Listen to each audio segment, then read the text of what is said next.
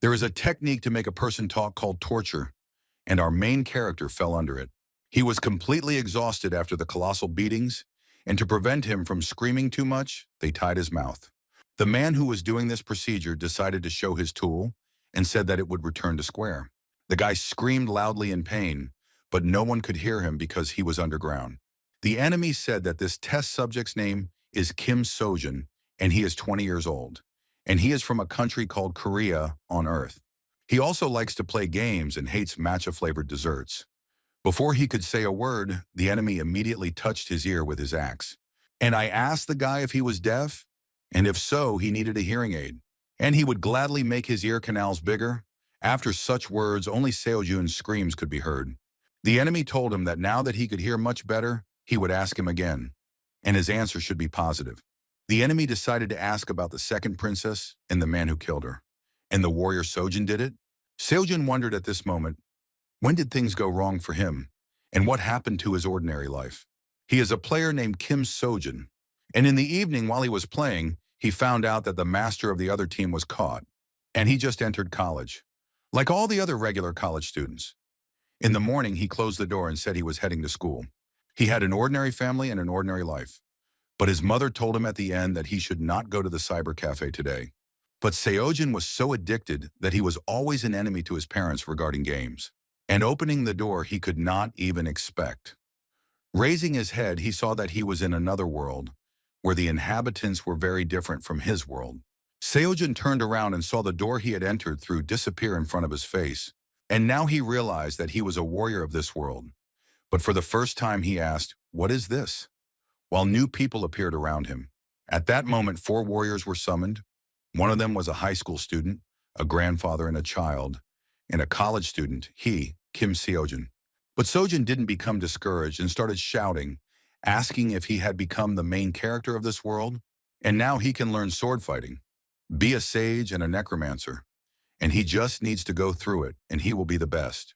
Seojin fully got into the role of the main character and decided to open the status window by shouting loudly. But when he opened his eyes, he saw that nothing had appeared in front of him. Only the players looked at him as if he were a fool. But suddenly an elf came up to them and said that unfortunately, there is no such thing as a status window here.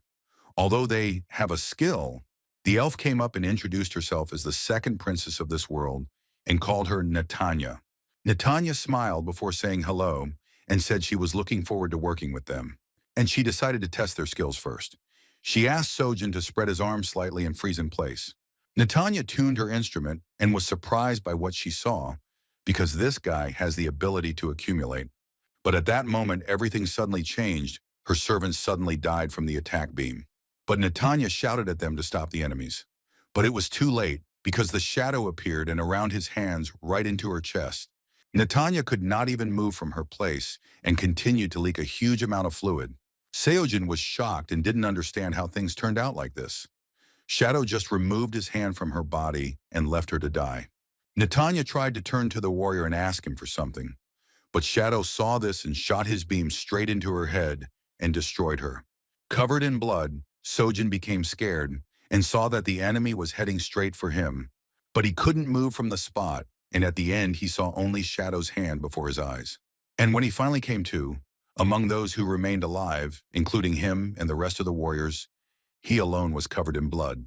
But in front of him stood a bald man who said that all magical abilities were connected with this collar. He thought this place was very strange. After all, he didn't know that he was in the Gehenna prison. The bald man asked the guy if Sojin was calling him, and he said that he was very unlucky. Did he know that? After all, he would end up in a prison built by the powers that be and located 7,000 meters above the ground. Gehenna for his first crime. The bald man walked around and ordered the next prisoner to raise his head. And then Sojin got upset, because it shouldn't have been like this. Normal students live happily in such worlds, that's what he thinks. And this shouldn't have happened in his life. And what he wanted was to be brighter and easier than what he was experiencing now. But the most important thing he didn't know was what his life would be like now. Would he really be in prison all his life until his death? But in the morning, when they came out in front of the cameras, they were wished good morning and called idiots. The girl said that she is the warden of Gehenna, and they can call her warden. But suddenly the overseer said that she just felt like throwing up when she looked at them. And they are truly incredible. And you can see that on their faces there is no remorse, no regret for their sins, none of that. But that's what they are. And she thinks they're a cancer on society. But they better open their eyes and face reality. The warden said that a high school student who was ruining everything around him with his powers, and even a general of the demon army, and a crazy vampire seeking revenge, and none of those listed could escape from here. And among them, especially this crazy warrior who interested her. Seojin was shocked and turned around, not knowing why they were all looking at him like that. And he wondered why she chose him. The warden turned around, became a sweet girl, and told them not to think about crossing her path. Otherwise, who knows, maybe she could kill them. Everyone immediately fell silent, but the overseer turned around and told them all to answer. Everyone immediately answered her that they understood everything. But one of the prisoners decided to stand out and insulted her. The warden, without thinking twice, decided to teach him a lesson and destroyed him with one step.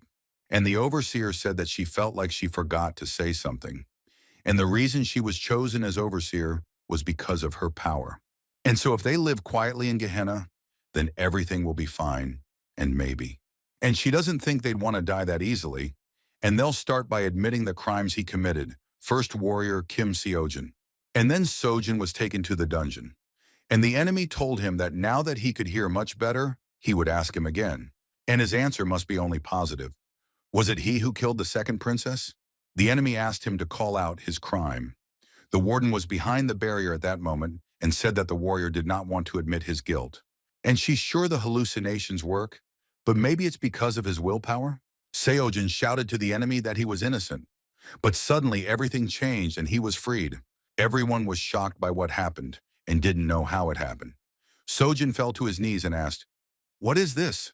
His fingers grew back, and his ears too, and it must have been a skill. The warden said they tortured him using hallucinations, but she can't believe he just freed himself. And it seems to her that he has an unusual skill, and he has the ability to accumulate. The enemy turned to the overseer and asked for forgiveness, and asked her if she thought it was not only because of him, and maybe it was because the leash was loose, because he needed the hallucinations to work on his brain. Sojin didn't understand and asked, "Torture by hallucinations? They both just started torturing him from day one? Are they crazy? And in this world, human rights do not exist?" The warden replied that in the past there was a race with two horns. They all lived in a small village. It was an ordinary village with a population of 300 people. Very quiet. But one day a man from the earth came. He was a warrior, and one warrior passed through this world. And on this day, 275 inhabitants died. And the warrior's skill was called God Mode. It allowed him to use commands like cheats in games. Before she tore off his limbs and left only his head, he said only one thing. "Does the warrior imagine what?" she asked. And he said the word exit. They are earthlings, they treat their world like a toy, and because of this, their world is now chaos. And to kill people, treating it so simply, to rape, justifying it with an attempt to get closer. And wasn't his heart broken when he killed the second princess? And isn't he ashamed? Seojun replied that he didn't kill her. It was a false accusation. What would he gain from this anyway? Why would he kill her? The warden got angry and kicked him, telling him to listen carefully. The most important rule of Gehenna is that the accused admits his crime. Guilty or innocent, it's not their job to uncover the truth. Gehenna is a correctional facility after all. And it's none of her business whether he's in jail for a reason or not. Their job is to correct and teach him. And welcome to their world. The warden raised her fist and knocked him out with one blow. Seojin was thrown into a dark cell, and he said that he would not see an easy life even in this world. And this world is no different from Earth. The only difference on Earth was that he had family behind him. But here there was no family, no friends, only loneliness. Sojin cried from loneliness and suddenly raised his head to see the second princess in front of him. Seojin couldn't believe his eyes and asked, "How?" The princess asked the warrior if he wanted to be freed from this place. Seojin wondered what was going on and decided that it might be an illusion. But in reality, it was too real to be an illusion. He touched the princess's hand and felt it. And then he asked, "Is she alive?" After all, he was sure that she was dead after what he saw. And anyway, although he doesn't understand how she could have ended up here, he's very glad that she came. And he is glad that she is alive. And that means that he is free from false accusation, and he asked her to let him out of here. The princess replied to the warrior that unfortunately, there was no way to prove his innocence. Sojin was surprised and asked her what she meant. But why couldn't she do it? The princess replied that there were several reasons, but the first was that she was dead. She showed him her true form. Sojin was shocked by what he saw and did not understand how this could happen, but the princess replied that this was the so-called ethereal form, where the soul is the core and the body is mana. People can't see her unless they're on the ground like a warrior, and she doesn't have enough mana to use her skills. But most importantly, does he remember the face of the real criminal, she asked. Sojin thought about it and replied that he didn't remember his face. Even the other three warriors didn't remember. It was as if part of the memories had been cut out. The princess was surprised and said that not only did they break into the nation's most important building and kill the princess, but they also escaped, blaming him for everything. And so she doesn't think there's any point in publicly announcing that she's alive, since they have no information about the real culprit. Seojin pulled himself together and asked what he should do. He can't do that, but she asked him if he wanted to run away. What should he do anyway? He will eventually be executed. He is risking his life. He was summoned into this world, then imprisoned and tortured. So let her stop beating around the bush and come right out and say it. Does he have a chance of getting out of here? The princess removed her hand and replied that in general, she could not answer strictly negatively. There was a way out. Sojin was surprised and asked her what she said. The princess repeated that there was a way out. And this is the exit from the prison at an altitude of 7,000 meters, from which even a person with the ability to shrink has never escaped. The next day, the enemy tortured him again, and Sojin muttered something with his mouth closed. The enemy removed the gag and asked him what he said. Sojin replied that he was the one who killed Princess Natanya and her court magicians. At that moment, the guy felt terrible. And after 2 days of endless torture by hallucinations, he had to confess to a murder he did not commit. The enemy said that he had finally admitted it, and they would soon return to their work. The enemy told Seojin that this person would tell him what awaited him. Amber from the patrol group. Seojin didn't understand what kind of patrol group this was. Amber came up and asked him if he was the one who said he killed the princess. And of course it's funny, but the guy looks much stupider than she heard, and she decided to let him go, because he's uncomfortable. Amber was very kind to him and said that she was pleased to meet him, and probably the guy was too. The enemy told Amber to stop talking to him and send him away already, and show him this on the way. Seojin lowered his head and suddenly saw that his hands were already handcuffed, and Amber grabbed him and started to drag him. Suddenly, Seojin asked what was going on. Amber asked him, and why didn't they tell him? He was finished. And the most important thing in Gehenna is the confession of the crime committed by the criminal. And those who came here are scum, first of all. So he didn't understand why he resisted and forced himself to be tortured. Sojin asked what if he had said from the beginning that he did it.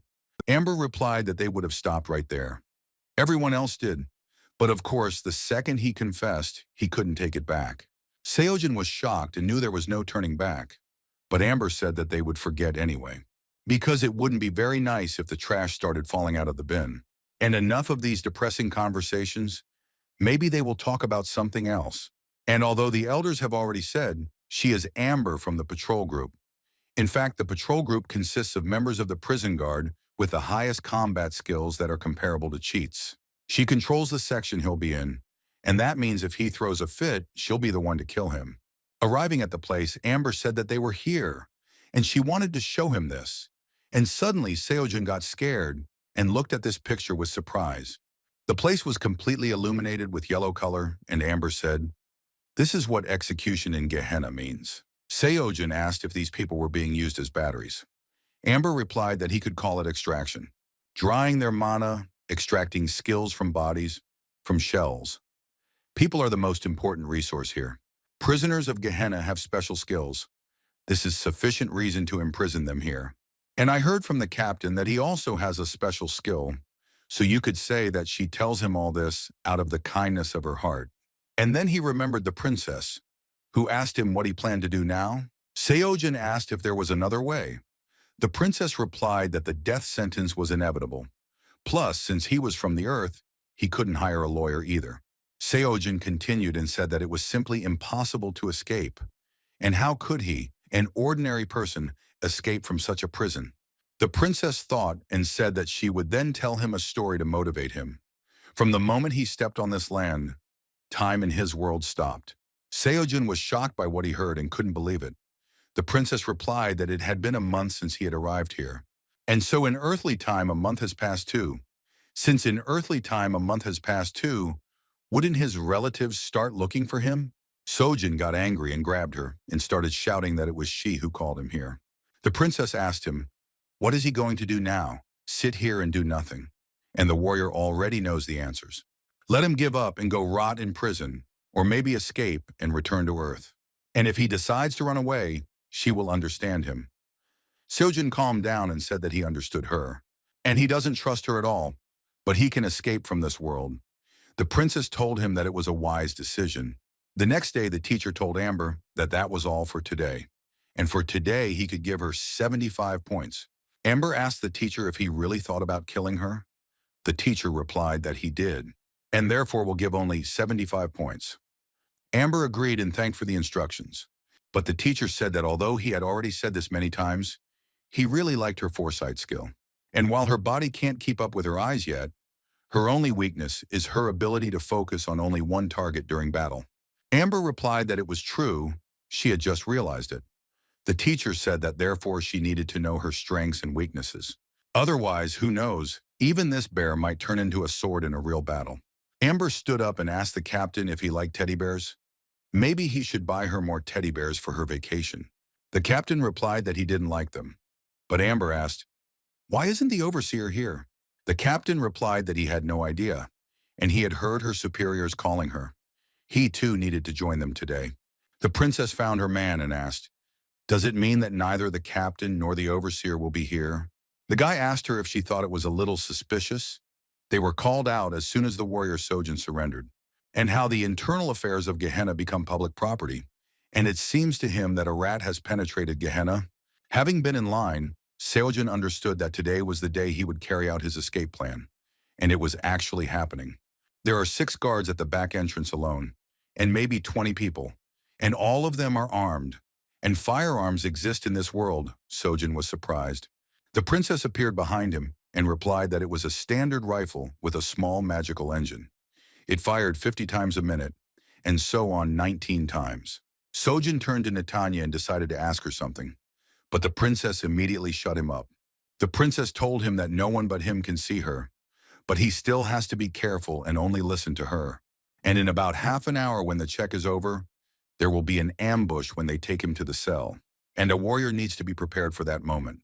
Sojin understood that escaping from prison was not a guarantee, that it was the only way. However, he believes that this is the only way to avoid the death penalty, and so this is his choice. As he was walking into the cell, a worker stopped him and said he would look at Sojin's size. He told him to bend down, and having stuck the instrument between his throat, he said that they would remove the device in 3 minutes. It was needed to measure the strength of his skill and its purpose. And if he gets any closer to the guards, let them kill him immediately. And they immediately led him forward and invited the next prisoner. As he was being led to the cell, Seojin began to get nervous. But suddenly a bright light blinded his eyes. A worker stood in front of him and told Seojin to go to the center. And the princess decided to help him and said that they were testing his skill to make him work on something. She asked the warrior, he never used his skill, did he? He needs to shout out the name of his skill to activate it, and then imagine that he has another finger and snap it. And now it's time for him to go, and she will wait for him here, because there are sensors there. But Seojin remembered that he had a stacking skill, and if he thought about it, he didn't even know how to use it. The voice told him that he was there, and stopped right in the center, and he had the accumulation skill, and let him try to use his skill on the mannequin in front of him. Seojin was surprised and didn't know where the dummy came from. But he doesn't even know how strong his skill is. Seojin extended his hand forward and decided to try from this distance.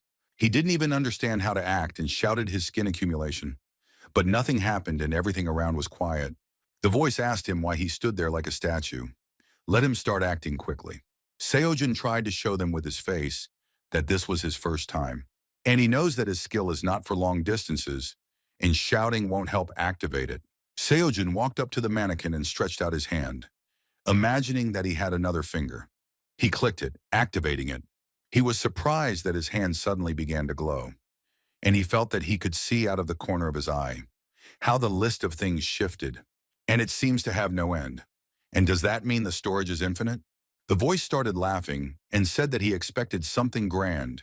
He had never heard of such a skill, but it seems to be just some skill that can only store things. But Seojun was sure that this was a normal inventory, like in games. Usually in manhwas, the main characters have some unimaginable abilities. But there is still something that worries him. In the past, when she watched his skill, Princess Natanya smiled. But here he is now confused, but not disappointed. And maybe because such a skill has never been heard of before. Or maybe he doesn't know something. And there's something about this accumulation skill that he has no idea about. The voice told the warrior to put the dummy back in place, and then they'll finish testing his ability. Seojin asked if he should choose from the list or what. But what should he do? He can't even shout. The voice shouted at him to act faster. But the guy outside the sphere asked what was wrong with him. It wasn't the first time he used his skill.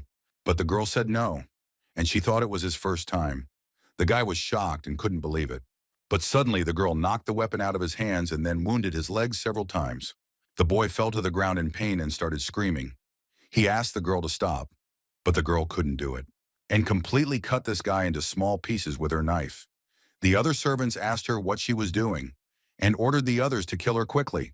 But the girl was simply merciless about this and licked the blood on the knife with her tongue. Seojin started to hit the window and asked the princess what happened. He thought that the plan would be carried out after the test. The princess thought about it and decided to guess. But Seojin asked what she meant. The princess replied that she didn't know her. It wasn't part of the plan. The girl was just having fun and destroying all the servants at that moment. 10 minutes later, the guard of the room was enjoying his meal. But the elder came and asked him what he was eating again. The boy replied that he was hungry, but the elder suddenly started coughing and said that he had been cut while he was playing. The guy asked him if he had caught a cold, and it looks like there's some kind of epidemic going on now. But the elder suddenly fell to his knees in front of him and began to cough up a strange liquid. The guy got scared and started calling for help, but he didn't notice how he too was covered, and his eyes became several times smaller. They were unable to cope with such a powerful disease, and both collapsed to the ground like sacks. But the elder was still conscious and ordered the creature to come out. At that moment, a strange creature emerged from his body and turned into a human form. The creature said it felt sick after being in the guy's stinking stomach. "And what's wrong with Doffel? Is he okay?" the creature asked. Doffel replied to his ally that it was empty complaints. And Ipeko was quite purposeful. The creature listened to him and agreed. The girl who exterminated the rest of the guards was at that moment with all the people where the skill research was taking place. She looked around and, having counted all the guards, gave the signal to the strange creature that came out from under her feet. She started moving her fingers and saying that I needed to come in unnoticed and break through. The girl approached the guards and asked for forgiveness and said that she really needed to go to the toilet. So, can they just let her go to the toilet? The guard told her that she looked suspicious. They would look at her first and then take her to the toilet. The girl was upset and said that she couldn't stand it. The guard was surprised and asked her what she wanted. And in his opinion, she was planning something, and let her kneel immediately. The girl thought about it at that moment. The guard asked her if she didn't hear the order. She closed her eyes and said that she didn't care anymore. And they were exposed. It was time to attack. The guard was surprised because he did not understand what she wanted to do. But the girl released a huge circle under herself and slowly sucked the guard into it.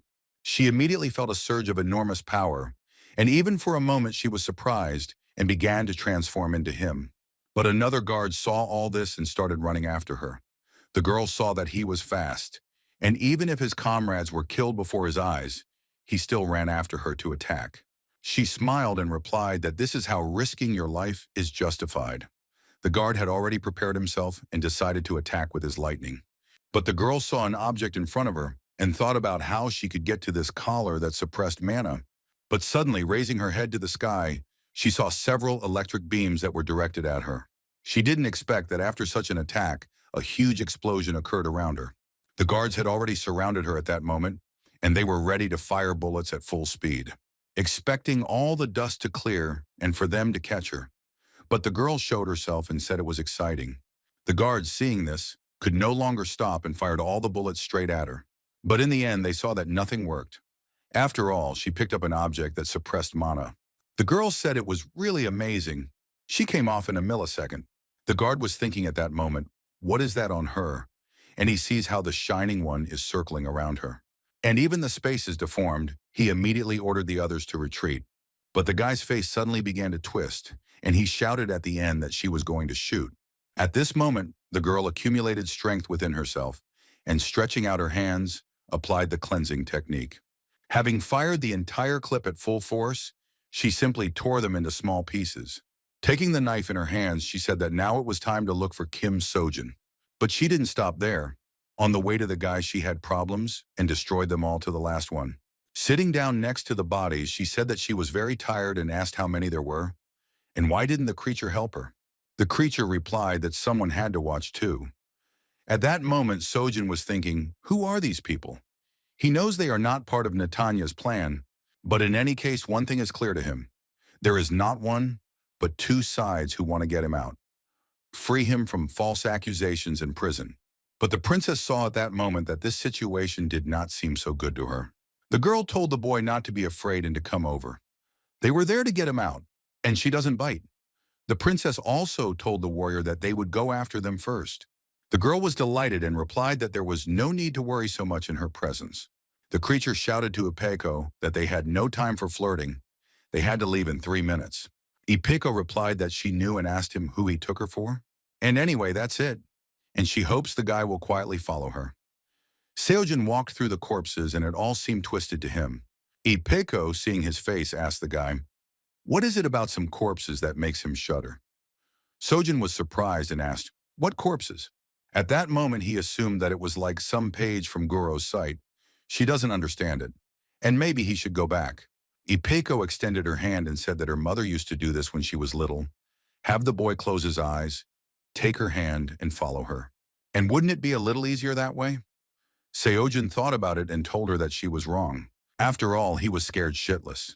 The creature screamed at Ipeko that she was a fool and every second was precious, but she was still playing. But looking away, he told Amber not to come any closer either. Amber replied that she didn't even touch his shadow. And how did he guess? The creature said that he could sense all the shadows around him, and she underestimates other people's skills. Amber replied that it was just her first time encountering something like this. The creature suddenly turned around and decided to attack her. But Amber actually already understood that the movement of his magic was clear, and this blow was not real. And the shadow behind her back, that's where the truth is. And the body's just a vessel. And it's not real either. Amber pulled out her knife and said that his real body was the shadows on the floor. The creature shouted to Ipeko that the enemy has the skilled demonic eye, and she sees the movements of someone else's mana. Amber didn't stop there and, waving her weapon, simply destroyed the creature, catching it due to its own stupidity. Amber was very happy after this and said that this is how you need to deal with them. And it looks like there's only one attacker left to deal with. They looked at each other for a long time, and Ipeko immediately remembered that it was that girl. Amber said that she honestly didn't understand. From what they could tell, it was the work of a traitor inside Gehenna. Then who is this uninvited guest? Or is it something else? There are several groups trying to rescue Seojin. What is the reason for them to do this? She asked. The princess understood that if a person is not from the earth, he will not be able to see her. She can see her through the magical distortion. And she has a demonic eye skill, and it's starting to piss her off. Amber said that they would forget about Sojin for a while first, and immediately attacked Ipeko. Ipeko saw that she was striking at such an angle that it was difficult to dodge. This is because she is half snake. Amber didn't stop there and continued to attack. But the girl was also one of the fast ones and was able to dodge. Amber was very angry, and each of her blows was so strong and unexpected that the warrior would not be able to react. But she saw that her attack didn't reach. And it's a defense skill, but even if it is, it's related to spatial manipulation. And Ipeko noticed that the snake's pace was accelerating. She could foresee its steps with her demonic eye. But Sojin decided to have some fun too, and using his skill, he saw that all his fragments were thrown away. And it was so fast that they were not human. The princess told the warrior that force against technology, incredible. And it's like a reference book for a warrior, where he can get acquainted with skills and magic. A warrior should do this too. And she thinks we can call it preliminary training. And it needs to be finished in 2 minutes before Gehenna reinforcements arrive. Ipeko asked the girl if she had no mana left, but Amber was so strong that she had a plan in reserve. Having jumped to attack the enemy, she smiled at the last moment and began to reflect all the shots. Ipeko realized that she sees everything, and the distortion of space is really a skill distortion of space. Ipeko started running away and said that she was using up mana at a crazy rate. It won't take long to kick the bucket. She uses mana very effectively and has great power. At that moment, Amber raised her huge sword of bloody energy and brought it down straight on Ipeko. Seojin was so surprised that it was as if the force had cut the room into two parts. He asked what these abnormal strikes were, and first of all, he remembered Natanya's words. While Amber from the mobile team performs a series, Ipeko will use magic and skills to a minimum. Seojin asked if this was an innate difference in strength. The princess replied that they also had a difference in skill types. Usually spatial skills take a lot of mana, but the snake girl's demonic eye skill consumes almost no mana. And besides, Seojin realized that unlike Amber, who had to last one fight, he and Ipeko still had to get out of Gehenna. And they are at a huge disadvantage. Seojin said he would join too, and let her tell you how to control the skill. The princess asked the warrior if he had any problems with logic. He hadn't even learned how to release mana yet. Seojin replied that he has a storage skill. He knows that it's not just inventory. But the princess said that as a result of this battle, he would either run away or bury himself. Did he really want to get his hands dirty? Seojin replied that whether he liked it or not, he was already in the middle of things. And now there is nothing to do. He has no choice but to decide. The princess said that detection skills, especially the demonic eye, allow one to see only mana for the rest of one's life. And everything in this world, even objects, contain a little bit of mana, and those who possess the demonic eye can see it. And suddenly Amber realized that the guys want to wear her out. She covers her attacks with weak firepower, and this skill, she can't distort objects with it. Amber became very angry, and having closed the distance, she began to swing her sword with great force. Ipeko did not expect such pressure from her, and at the last moment stopped her attack. But she received a ricochet wound to the shoulder without even expecting it. Amber stepped back and asked the enemy if this was her limit, and if so, she used her energy and told the enemy that it was time for her to die. But Ipeko smiled and understood that the biggest advantage and disadvantage of the demonic eye is that it sees everything at once. And the brain has to absorb a huge amount of information, which can interfere in combat and everyday life. And therefore, the owners of the demonic eye personally impose restrictions on it. Ipeko used her abilities and directed a huge circle of rock attacks at her. Amber was surprised and asked what she was going to do. Didn't she know that such projectiles were useless? And her demonic eye allows her to read orbits. And raising her sword, she threatened that she would be finished. But Ipeko replied that for the sake of the fight, she had kept her reading information to a minimum. And in fact, she does not see the mana of ordinary objects. And at that moment, the stones fell on Amber's back.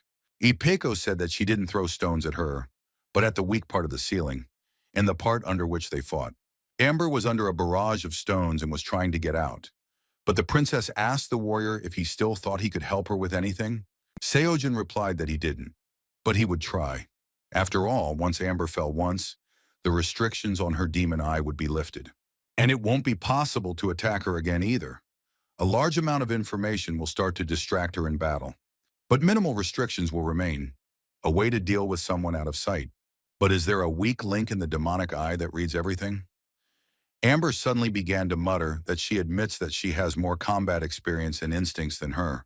She lost, and she has some broken bones and a hole in her stomach, but she still has a few tricks left. Ipeko was shocked when she saw her face. Amber just raised her head and used skill overload. The energy was so strong and fast that Amber simply flew out from under the rocks and attacked the enemy. She knew that overloading a skill literally meant taking on a huge load and increasing the effectiveness of the skill. Overloading the demonic eye means that the brain will work at its lowest power, but after that, the vision will expand many times over. Ipeko knew in her head that there were about 15 seconds left. With her current field of vision, she could see a little into the future. Amber began to strike with her fists and beat her enemy until his last breath. But Ipeko managed to react and put her defense against her. But Amber did not stop there and tried to strike with her legs. But Ipeko didn't have time to react and received a strong blow, and the snake simply came up from behind and continued to beat her. Amber also understood that she had 10 more seconds left, and after the overload subsided, she would lose her sight for some time. Ipeko knew she had to do the overload too, but then they wouldn't be able to cope with what was coming next. She decided to cheer up a little too and attack the enemy, but Amber just managed to react and reflected. But something unexpected happened that threw them in different directions. And Ipeko was glad that she reflexively expanded the distortion of space. But the damage was still very big. She stepped aside and decided that she needed to catch her breath a little. But Amber didn't stop there and started chasing her to finally finish her off. Amber said she saw the shape and direction of the spatial distortion. Even the angle she would fly at, it was easy. And suddenly she saw before her eyes that she had already won. But then Sojin came and used his skill. Amber immediately stopped in her tracks and a strange iron robot came out of her body. Seojin said that when you retrieve an item saved by a skill, the item in the same place disappears. And he realized something. The princess was also curious about what he was thinking. That's why he was so quiet all this time. She knew that the weak point of the demon eye and this goal setting. The snake girl gave preference to the cat girl and excluded him from her field of vision. And he didn't catch her eye. The princess said that the warrior adapted faster than expected. Amber said at the end that she understood. And the weak point of the demonic eye, she could not cope with it. And she failed. Amber simply couldn't stand after such words and fell to the ground like a dead body. Seojin looked at her with his gaze in which the energy was right in his eye. He knew he had killed someone, and it was her choice. The moment he chose to run, the path ahead of him became bloody, and he must do anything to return to Earth and to escape from this world. Ipeko looked at it and said that it seemed there were no more guards left. They would be able to leave through the entrance she came from. Ipeko saw the guy's gaze and asked if something was bothering him. Sojin replied that no, he was just picking up his gun. But Ipeko said she released the other prisoners before entering the testing room. They are now occupied with the others, most likely. And they, meanwhile, will pass through the road to retreat. Sojun asked her, and who are they actually? Why are they risking their lives to save him? Ipeko replied that she couldn't say, but to them he was just a key. Sojin was surprised and asked, what key? The girl answered that yes, there was something very important, locked away from them, and only he could help them open it. Sojin looked straight at the princess with his gaze, not knowing what kind of key it was. Suddenly, Ipeko turned to the warrior. Sojin came to his senses and replied that he was listening. Ipeko said that in any case, the corridors on this floor were likely in complete chaos. So they need to get out another way, and the only way is to go up. Ipeko hugged him and told him to hold on tight, and she lifted him straight up to the second floor. But at the last moment, Sojin also participated, and using his fist, he destroyed the window that was blocking their exit. Ipeko was delighted and told the warrior that he was getting the hang of his new skill, and that was really cool. Seojin replied that he had used it a couple of times, so he was more or less used to it. But Ipeko told him not to relax just because they were on the top floor. 5 minutes had already passed, so there would be armed guards on the upper floors too, and he ordered him to run after her, and when they would break through the barriers. But the princess decided to leave them and immediately disappeared. But Seojin saw this and did not understand why she did this. He decided to stop and ask her, but Ipeko grabbed his clothes and asked him what he was doing. She told him not to stop, because they will be disconnected from the area where the riot is happening. If he disconnects, neither she nor he will be able to get out. Seojin asked her what she was talking about. Ipeko replied that it was a skill that affected time and space. Gehenna's mobile patrols also had such skills. At that moment, the boys were fighting with the enemies and trying to destroy them. But the girl fired several bullets at them, but they were easily repelled. The boy was surprised and asked why it was so gloomy here. But his servants told him that all the guards had finished their evolution. The guy asked the guys, "Is it time to move to Gramo Harbor?" It was because of them, the guys, that this mess happened. If they continue like this, there will be no choice but to overload the skill. The guy saw a strange creature in front of him, and using a square barrier, he simply protected himself from the attack. But then he told the guards that they should guard him better. After all, the consequences of the overload would soon be upon him. And the spatial detachment operation is complete. "Are they both working well there?" he asked. The ally answered the chief that they too had finished everything, and let him organize a call for bodies. "But could it be a coincidence?" asked the ally. Both the warden and the commander were not present when the incident occurred. The guy asked, just a coincidence? No, they were betting on it 100%. The allies said that the rumors are true. Is this really the work of traitors? Cecilia, what about the location of the other escaped criminals? Cecilia answered, he immediately where the criminals are, and an open public recreation area. But of course it's strange. A bunch of different locations. It could be skill. Someone is confusing the information. But the boys fell into a trap where the guards stood in front of them. But Seojin said that they need to avoid a fight. Ipeko replied that she had used too much mana earlier. Seojun asked what they should do now. Ipeko replied that first, if he made a hole in the wall, then he could use the skill to escape. One of the guards said it was Ipeko, and Doffel cleared all the corridors. Everyone was surprised, and Ipeko asked, was it Doffel? Soyun asked the same, what happened? Ipeko replied that it was her colleague. He could control infected targets all day long. The guards began to say that all the corridors leading to the exit had been cleared, and they're also confusing the information about Kim Seojin's whereabouts. And let them hurry, they need to be there in 2 minutes. But suddenly leaving, the guard told Ipeko that this was what she asked him for. Sojin asked what it was. Ipeko replied that it was a magical device to evade the automatic fire of Gehenna. And Seojin told him to hide this item for now. The guy immediately used his eye and hid it. And suddenly Ipeko entered the room and said that right above this place, they opened a secret exit and went out to the top floor. Ipeko said it was a hovercraft due to Gehenna's enormous size and location in the airspace. And for support, every building has such a vessel on the top floor. This is the only way out of Gehenna. And naturally, other prisoners can't get in here. Seojin already thought that they would finally get out of here. Get out of this damn prison. But then he wondered, what would happen to Natanya? Why did she leave so suddenly? But suddenly a man came up to them and said that everything was clear. And they controlled the minds of the guards. Like a virus, it spreads and becomes active after some time. And that's why reliable information has been so difficult to obtain. And now he will destroy them, and it would be necessary to offer the warden to install a magical device of mental barrier. Ipeko immediately became scared and shouted to the warrior. But the stranger used his technique and attacked the guy right in the head. But Ipeko saw it all differently, and time was on his side. Sojin activated his eye and blocked the attack. The stranger was shocked because he also did not expect such a turn of events. And he told him that it was he with the storage skill. And of course it's incredible, because he was able to save even the projectile flying at him. Suddenly, Seojin felt sweat pouring down his face. And suddenly, halfway through, she froze. But the stranger looked and said that everything was correct. He could freeze and kill anyone in his path.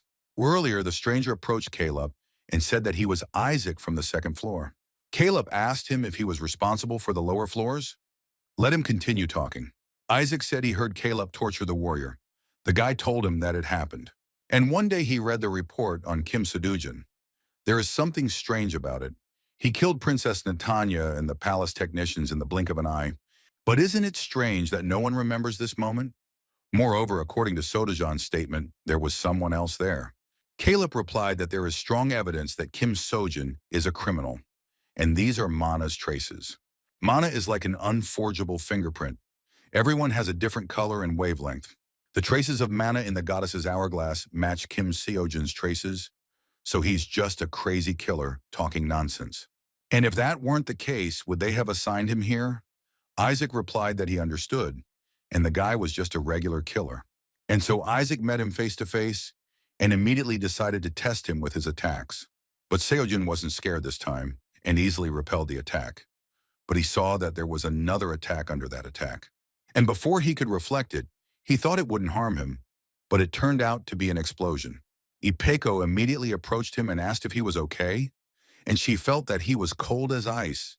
At that moment, part of Sojin's face simply froze, and even his eye, unable to withstand such a load, exploded. Isaac said he could kill him without even touching him, and then he attacked them together. But Ipeko, in order to save the guy, used her defense in response, and the attack was simply reflected. But she didn't fight him any further and used the portal to disappear. Isaac asked, is this some kind of conspiracy of the empire or kingdom? Absurd, of course. Gehenna is supposed to be neutral territory, and suddenly he decided to act differently. And pulling out exploding arrows around himself, he aimed one of them straight at the ship, saying that they can't leave anyway. But Seojin understood that the Empire's kingdom, they want to free him. Of course, this is ridiculous and funny. Ipeko turned to him and said that she needed to save some mana just in case. So she couldn't use her skill more than she was supposed to. And from this moment on, they must travel without using mana to get to a certain place. She needs to have a good rest. And fighting the mobile group twice alone, that wasn't part of the plan. But Sojin didn't know if Netanya had abandoned him or run away, but now he had to fight in Ipeko's place. But the question before him is different. Can he win? But at that moment, the guards unexpectedly attacked Isaac and grabbed him. And Isaac was a little shocked and asked them if they really thought they could win with numbers alone. The guards already said that non-magical transportation will begin now. It is already charged. Isaac loaded another arrow and asked the enemy if they thought he would miss something like that. At that moment, Ipeko and the warrior were boarding the ship. But the guards did not allow him to shoot and everyone surrounded him. But the attack was unfortunately released. It was aimed straight at Ipeko's head. Sojin managed to react quickly and protected it with his hand, reflecting the arrow. Isaac was very angry after this, because all the guards just blocked him. And finally he asked the warrior, does he think he can just run away? Does he think this is all for his own good? Because in reality, whoever it is, a kingdom or an empire, they just want to use him. It doesn't matter which side he chooses. His future will still be hell. Seojin got angry and shouted that he didn't care. He just wanted to get out of here. And they're all torturing people here. Suddenly Ipeko turned to him, but seeing his gaze, she simply fell silent. And Seojin said that this world would be a better place if it weren't for this. Isaac called the guy an Earthman and asked if that was what he was saying, considering he killed Princess Netanya. Seojin replied that he didn't kill her. Why don't they listen to him? Ipeko got tired and told the guy that the enemy was just stalling for time, and he should be calm. It's time to get out of here. As soon as he boarded the ship, Seojin felt calm. But Ipeko said she thought the boy felt he had been treated unfairly. And she's here on assignment, she can't say much. But she wanted to tell him that where they were going, they couldn't rely on things like that. And she doesn't know how comfortable the earth is. But let him keep his mind clear. Always stay calm and collected. It is better to kill than to be killed. Using skills and magic in battle is the basis. All this running, all this effort, only to have him killed like a key. It hurts her to watch. The guard shouted at Ipeko to fly up because the operation had been a success. But Isaac used the second technique and, having destroyed them all, said that he was asking for forgiveness. Isaac didn't want to let them go just like that because he had his own task, and he immediately headed toward the ship. Ipeko was upset and said that she didn't mean to use overload here. But Isaac was about to touch the ship, but Ipeko used the skill overload technique. Isaac was shocked as the ship began to evaporate right in front of him. At first he thought it was a distortion, but then he realized that this was something else. She overloaded the skill, and this is his last move. Isaac immediately pulled out his gargoyle and fired straight at the ship. But Ipeko was already wounded and fell to the ground. She told the boy that she had set up an autopilot. It would lead them out of Gehenna and let him bring out the magic item he saved. And they don't have time. Ipeko immediately passed out and fell to the ground. Seojin looked up and saw Isaac standing on the ship. He told the boy that the side effects had finally worked. Seojin was so angry that even from his face it was clear that he was ready to blow up everything in his path. Isaac said that skill overload is not just about overloading the skill itself. The more power, the more mana is used. Depending on the skill, there may be other costs besides mana, and being forced to use them when there is not enough mana can be life-threatening. And those who use this method must be prepared for increased risk. And if you don't use it right, there can be a backlash, just like now. Isaac didn't stop and started destroying the glass of the ship. Seojin was a little shocked by this, and when he saw that the glass was broken, he became even more scared and started running away. But Sojin decided not to leave his partner, and decided to use his technique on her. But he was surprised that the accumulation skill did not work, and he realized that he could not save living beings, and immediately realized that this is also a skill limitation, and now he has no choice. Seojin picked up Ipeko and started dragging her around, and he saw that there was a room of parachutes in front of him, and he decided to do it, no matter what. But Isaac still got his way and broke the ship's glass. Entering inside, he thought, should he turn back to Gehenna? But he saw that the Gehenna automaton was not working. Even such sophisticated magical devices were brought, And anyway, all he is a worthless hero, and he thinks he can handle it alone. Isaac went down to the lower floor and looked around and saw something strange in the corner. Without thinking twice, he decided to attack the place right away, but in fact, there were weapons lying there. But suddenly, in a moment, everything changed and someone attacked him from below. Isaac felt that he was hiding under the stairs. He retreated a considerable distance and attacked. But Sojin appeared from the other side and was ready to shoot. He didn't even flinch after his first shot, and he hit Isaac right in the head. But Isaac was immediately on his feet after that, and he knew that even when the guy had shot so close, he had only hit twice. And the guy wasn't as good as he thought. Isaac was wounded and told the guy he underestimated him. He thought the guy could just hide and take things out. And he fights better than he expected, and he was made to look like a fool. Sojin didn't stop there and immediately prepared to shoot, but Isaac was already prepared, and with the help of his powers, he held out several boxes in front of him for protection. Nothing could stop them. After all, they were ready to fight each other until their last breath. Sojin was already tired and felt that shooting was always so difficult. But Isaac told him to throw away his gun and come into the room. And maybe they could talk to him, the enemy asked. Isaac was in the room with Ipeko at that moment, and he said that he guessed where his friend was hiding. There is nowhere to hide for a couple of seconds in such a small place, except here. And let him throw his gun away from the engine room and enter the room. And if he moves wrong, he will kill him immediately. Sojin smiled and asked the enemy if he was sure. And if it weren't for that woman? Isaac replied that it would be more difficult. Isn't she the only one who knows the whole plan? Sojin asked, so what? Isaac thought about it and suggested that they do it this way. He would delay the day of his execution as much as possible. And her information is important. It will help Gehenna. If the guy's lucky, he can avoid execution. And his plan had already failed. So what? The guy doesn't agree to this? Sojin thought and immediately threw his weapon to the side, raising his hands to the sky. Isaac said fine. He too wanted to end things as peacefully as possible. And now he has to raise his hands and slowly get on his knees. And if he tries to do anything, the deal is off. And Sojin needs to surrender peacefully, but the boy said that he has no intention of doing anything to this world. He just wants to go back to his own. That's all. Sojin couldn't hold back his emotions and attacked the enemy with his energy.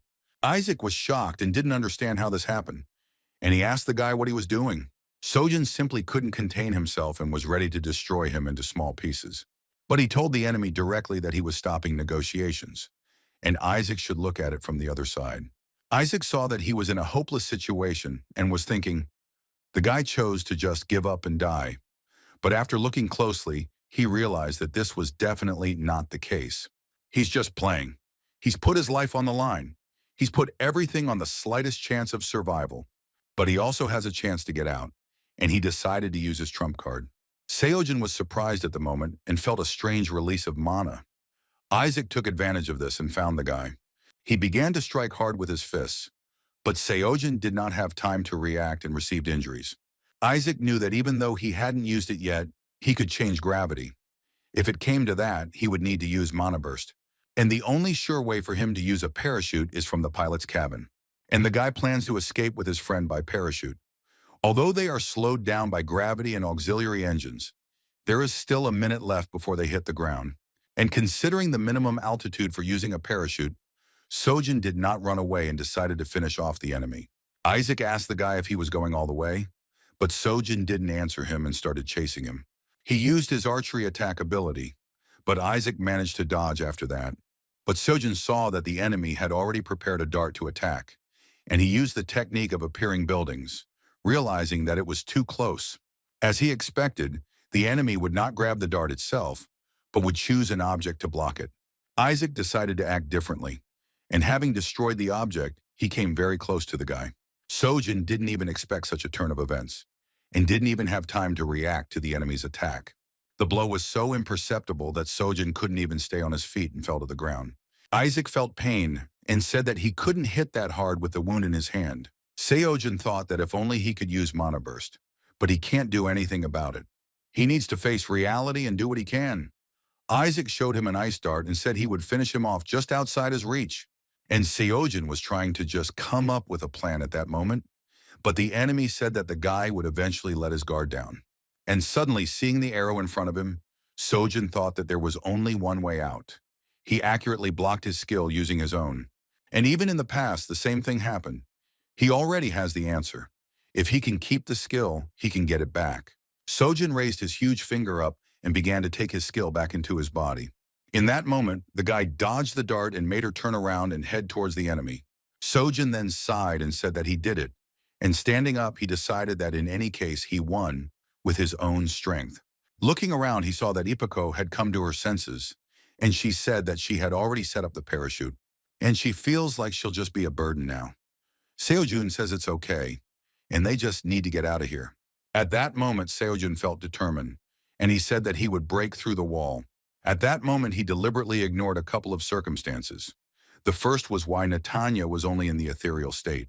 Second, why did Netanya disappear in the middle of the escape? He can justify himself by being busy and escaping from prison. And he can come up with excuses, but in any case, the outcome will not change. And this is the result of his choice.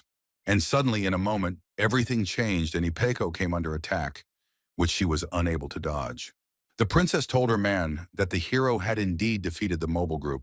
Everything was as he said, and Shiola asked, "Isn't it time to move on?" Seojun was in shock at this moment and didn't even know how he let this happen. The princess told the hero that it wouldn't work. Hadn't he been taught that as a child? You shouldn't go with strangers.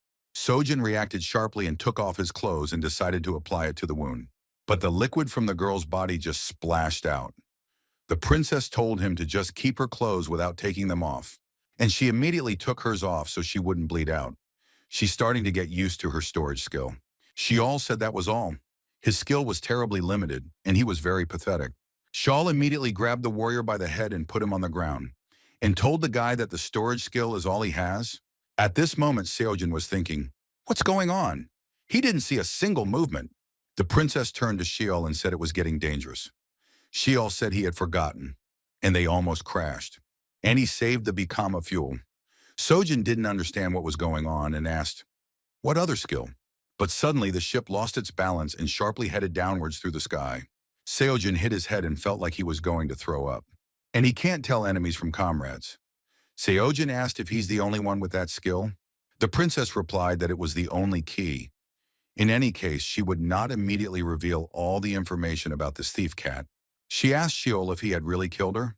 Sheol replied that he had not killed her, but the injury was fatal, and in 1 or 2 minutes she will die from blood loss. Sojin asked them, what is this? And what is Netanya trying to achieve?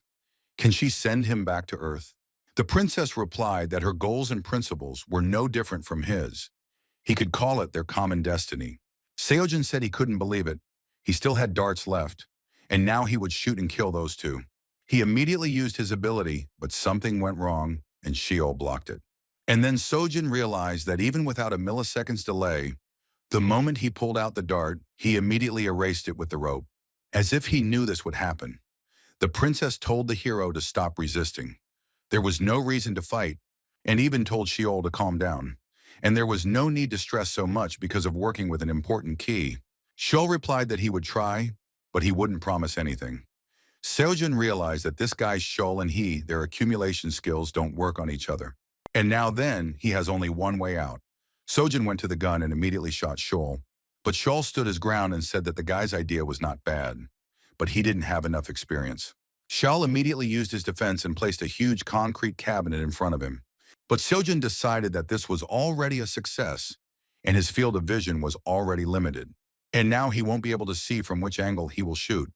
Sheol said that he will say again, and he lacks experience. But Seojin didn't see that the attack was blocked, and the attack was reflected back at him. Sheol said it looked like the mana engine in the cannon exploded. The pieces of it sure hurt. And now he probably noticed.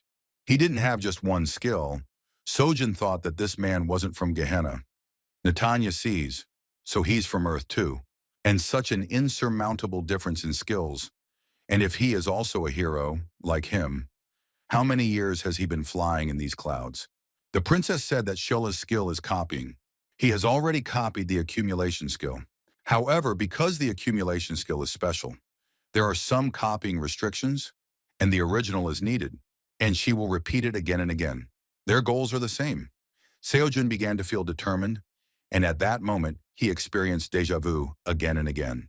And fear, helplessness were familiar to him. The skill of copying other people's skills and his skill was also copied. And only one person can do this.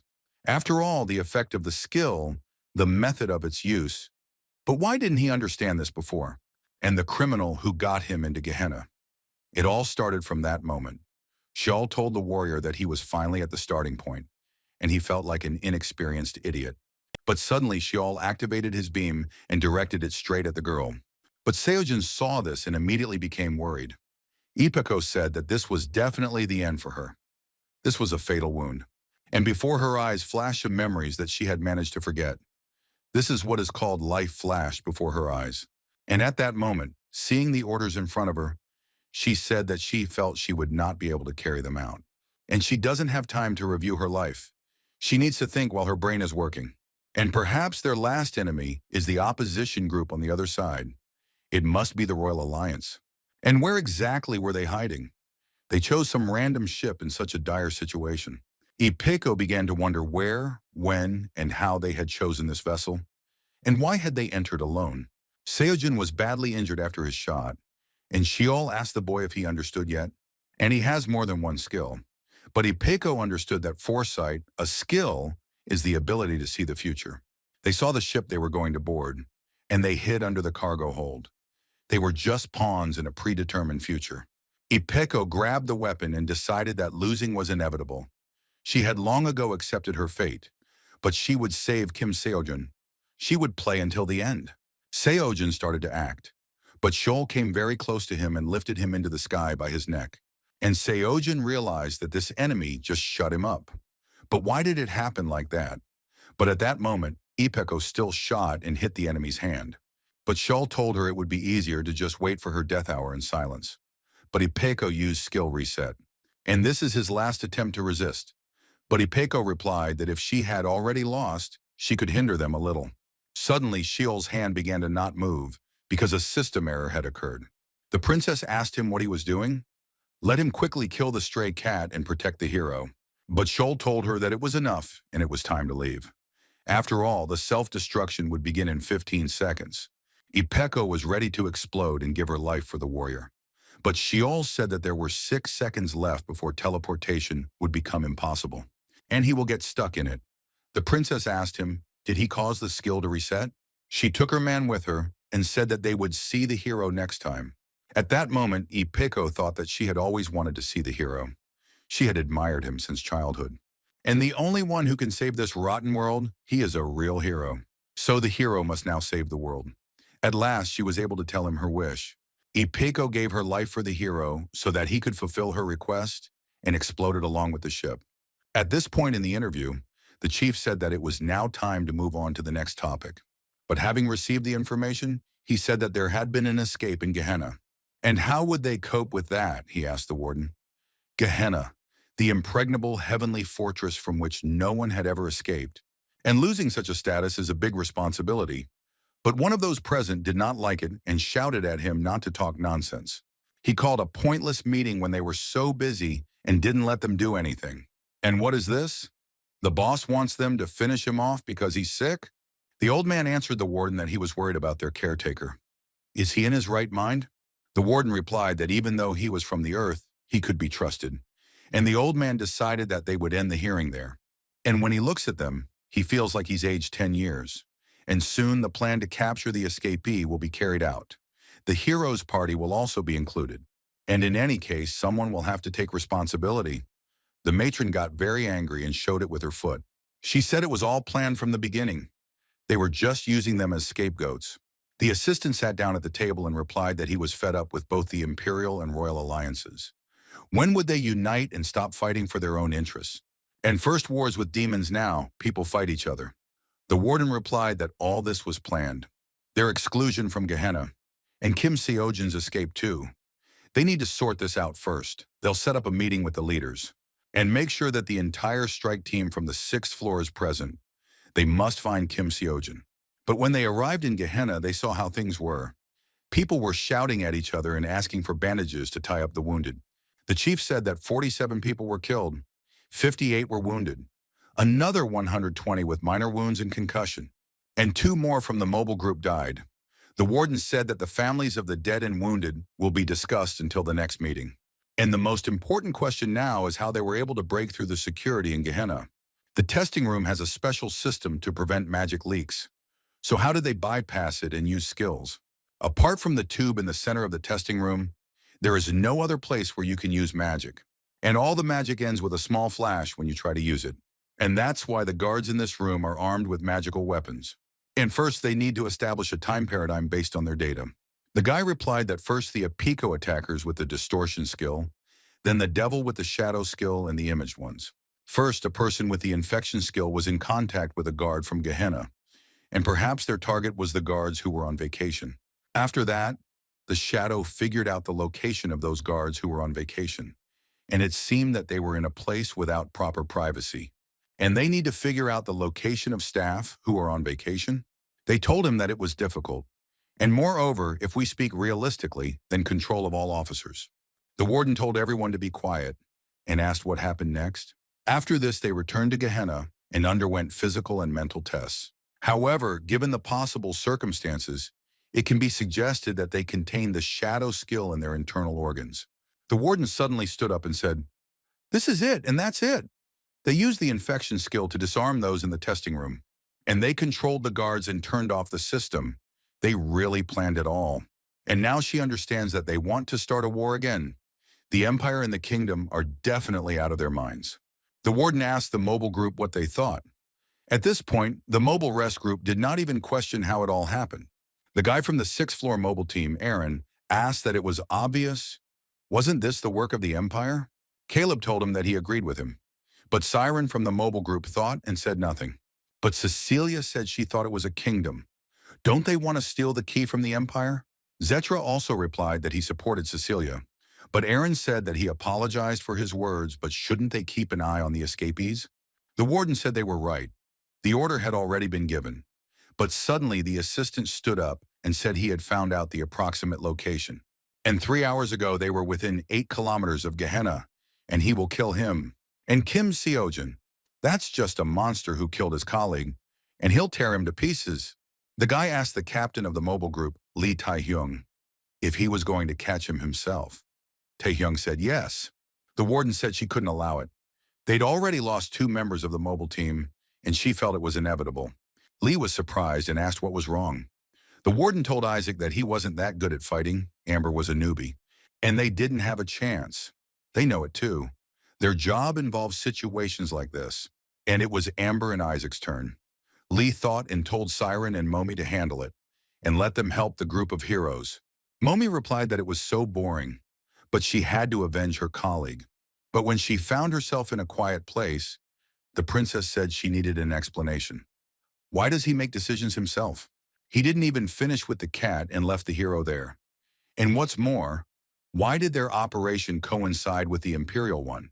Shell replied that it was because they had to do so. The princess was surprised and asked what. Shell replied that as she already knew, to open it, 2 keys were needed.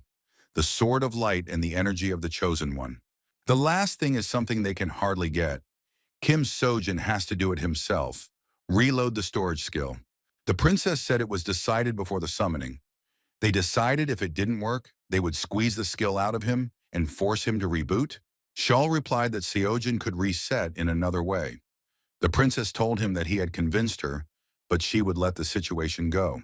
But let Shawl not forget that in order to solve his problem, he must achieve his goal. He wants to return to Earth, right? Shawl told her that she was touching his wound and that she didn't need to be so sensitive. Kim Seojun was safe and sound. Seojun came to his senses at that moment and opened his eyes. He didn't understand where he was and why he was tied up, but suddenly the curtain opened in front of him and the doctor and his patient entered.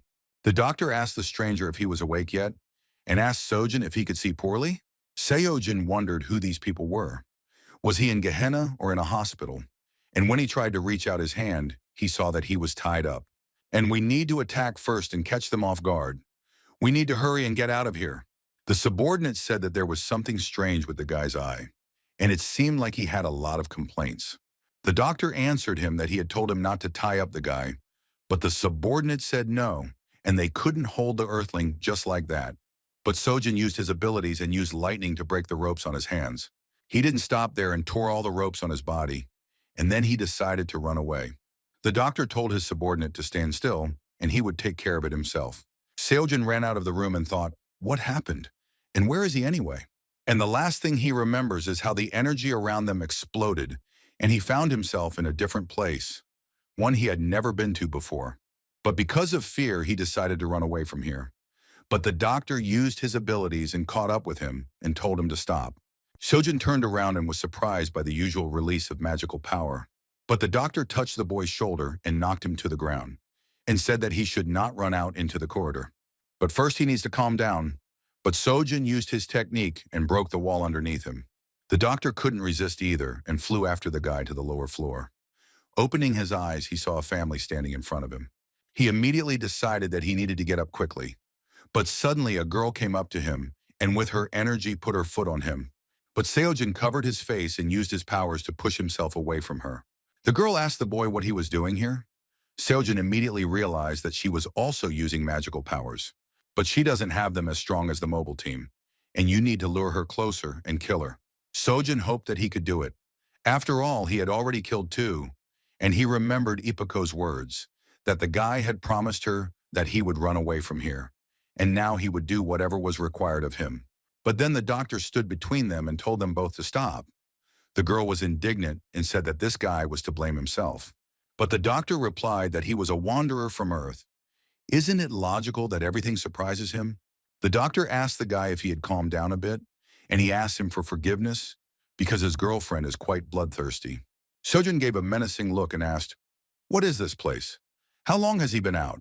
The doctor replied that it was the kingdom's 17th pioneer village, but the boy had just arrived, so he didn't know anything. Let him just think about it as if he were in another world. But Seojin thought that something was wrong. They thought that he was just an earthling who had come to them. And the warden said something like, besides the heroes, there seem to be random earthlings here. And before the Gehenna troops arrived, Sojin asked, did he sleep for about half a day? The doctor was surprised and asked in surprise, half a day? After all, in fact, he had already slept for 3 days. Seojin didn't believe it and asked him what he was talking about. Momi and her group were searching at that moment. Momi looked around and said that the kingdom had mobilized all its power. But Siren was holding a small toy in her hands and was staring at it. But Momi flew up to her and immediately grabbed the toy from her hands and said that something seemed strange to her, and this problem with traitors in Gehenna. Are they really being tested?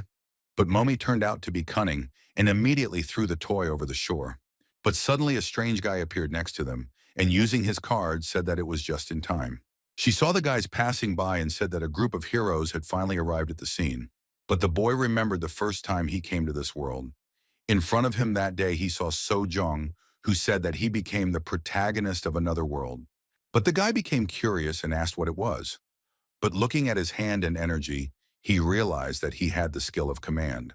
And the princess told Seojin that they would test his skill, and he had to spread his arms and stand up straight. But the guy raised his hand and looked and saw that a card had appeared in his hands. He immediately realized that this was his skill, and he felt like he always knew how to use it. And the information was automatically downloaded into his brain. But then why did the princess need to check his skill? But everything turned out to be much more surprising. Opening his eyes, he saw that he had moved to another place and asked what was happening.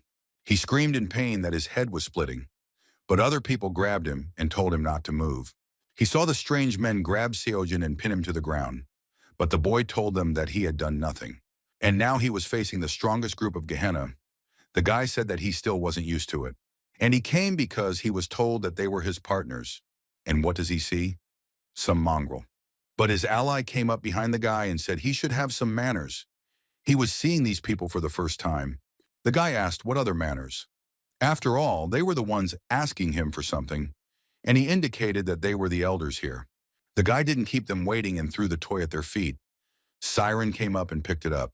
But Sojin asked why he needed to be polite, and why did they call them? He was in such a hurry here, and he still didn't know the full picture.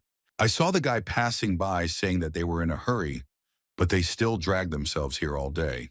Mimo said that their mission was to find and capture the escaped criminal. And that was easy, wasn't it? The boy replied that he had heard from the king that it was all their fault. And why should he clean up after them? Can't they wipe their own asses?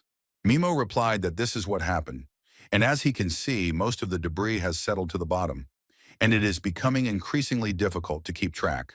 And because of this incident, their comrade who could follow the tracks died, and they asked them to use the skill group of heroes. The guy turned around and looked at his subordinates and told them to try it too. The man in the mask stepped aside and touched the water with his hand, using his energy. He said he read it. And now, using the memory reading skill and his skill, they visualized the pass. The mobile group should also take a look. The bald man told him to start the visualization, and immediately the guy demonstrated the ship crash. Baldy said that it is impossible to know what happened in non-linear space, and they see only a superficial picture. And now they'll rewind to the explosion itself. I looked at it and thought, this is psychometry and projection. And it looks like their group was put together in a hurry, since only basic skills were collected. But at that moment, she noticed how a body fell out of the ship in the painting, and she said that this was a jump phenomenon. The guy asked what this phenomenon of a jump is, like a game crash. Mimo answered that the phenomenon of a jump occurs when the skills of time and space and are used in unstable time and space. Literally, it means that people nearby were transported in time and space, and it looks like a distortion skill was used. In other words, the criminal they're chasing wasn't caught in the explosion. He fell into the near past. But Sojin was in the forest at that moment and said that this was the place where he appeared. The assistant replied that yes, quite far from the village, and he was very lucky. Seojin immediately wondered what had happened, and why, after the explosion in non-linear time, did he end up in the mountains. But Sojin asked what he was doing in this forest. The girl came and said that things were bad, and Princess Netanya held a press conference, and she wants to summon a hero. Seojin, hearing about the princess, was shocked by what he heard. The guy asked Princess Netanya why she decided to call not one, but 4 heroes at once. Wasn't their kingdom in danger because of the hero last time? Netanya responded that the uncontrolled conscription of heroes 9 years ago led to the massacre. The kingdom's alliance has not forgotten the damage caused by the empire. However, the kingdom's alliance is too weak, so they decided that heroes are a necessity. And they are not in a war situation. The people's reaction will be terrible. The soldiers asked when they would finally see peace, and everything was just starting to get better. And will these earthlings surround them again? Seojin apologized and asked the mercenary if he could explain it to him again. The mercenary replied that it wasn't even about him. Why was he asking? Let him just tell him for the last time. And now the heroes are being called up 9 or 10 years after the last time, and 4 are being called up at once, which is strange. And such an incident as the murder of the princess has never happened. And the guy is sure that everything is okay with him. He hit his head pretty hard. Seojin thought hard about what had happened.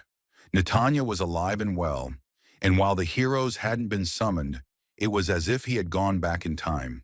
Or maybe it's because of Apeko's suicide. But he doesn't know anything, and he feels like he died and went to the afterlife. But the mercenary said that the sights were over, and it was time to go back. There were monsters everywhere. It was even a dangerous zone. A few days later in the doctor's office, the doctor said that regenerative medicine helped a little, but there was still a risk of infection, so it was necessary to smear it with medicine. And he's afraid that scars are inevitable, and surgery might be the only way to remove them. But Seojin said it doesn't matter. And they can't be removed completely, right?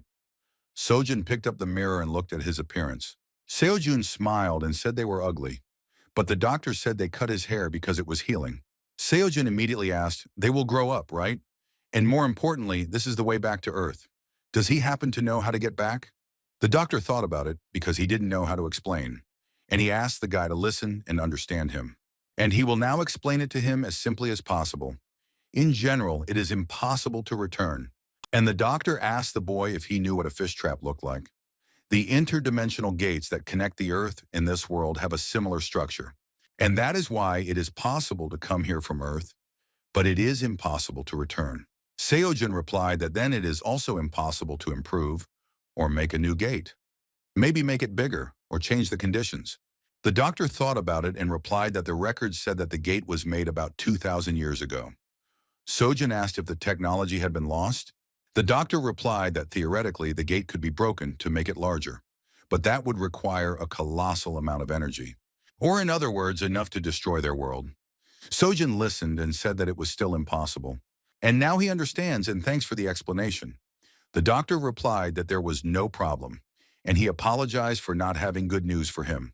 And Seojun immediately stood up to leave.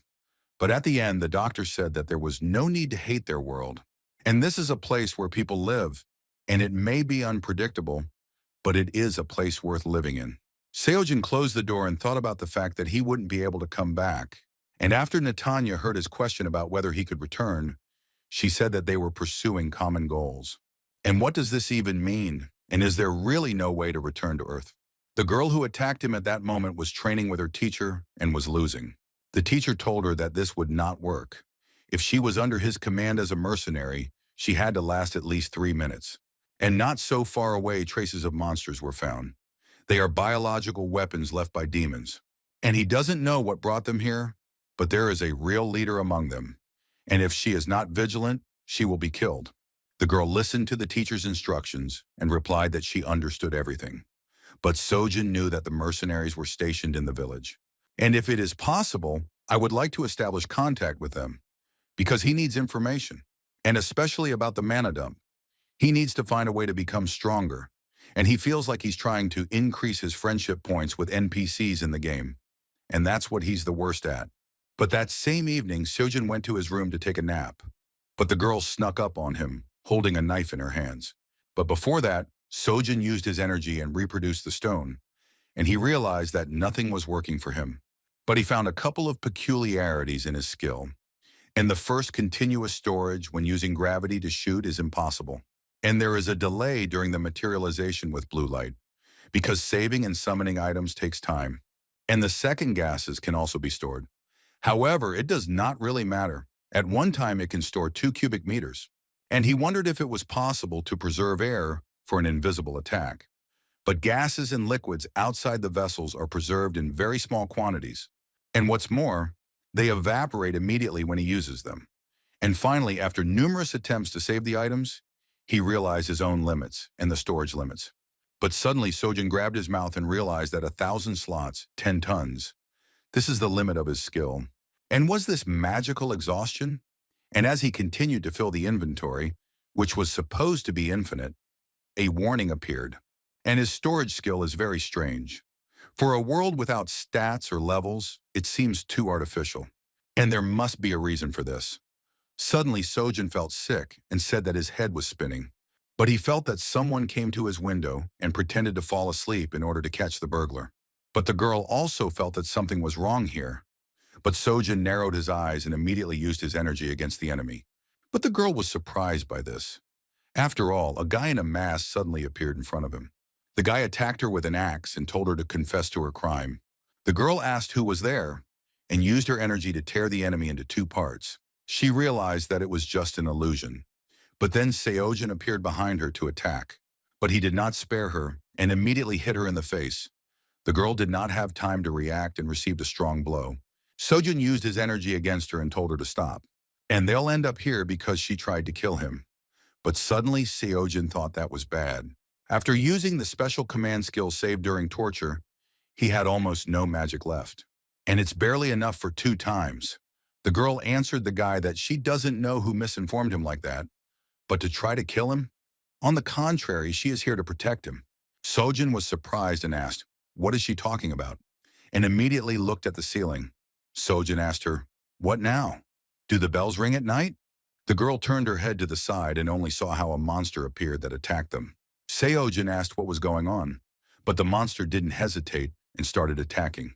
And the girl used her sword and attacked first. The monster exposed his nails to her attack, which he lost in that same second. Seojin realized that this was a monster from another world. There were slimes and goblins here, so where did the dinosaur come from? But the monster didn't pay attention to the girl and headed towards the guy. Sojin was just surprised, and while running away he thought, why is he coming at him? And he decided to use his attack against the monster. He was thinking about how to kill the monster the fastest and where its weak spot was. The girl saw this and shouted at him to aim for the core that was in the stomach. And she decided to help him too and distracted him from behind. And he cut off the monster's legs.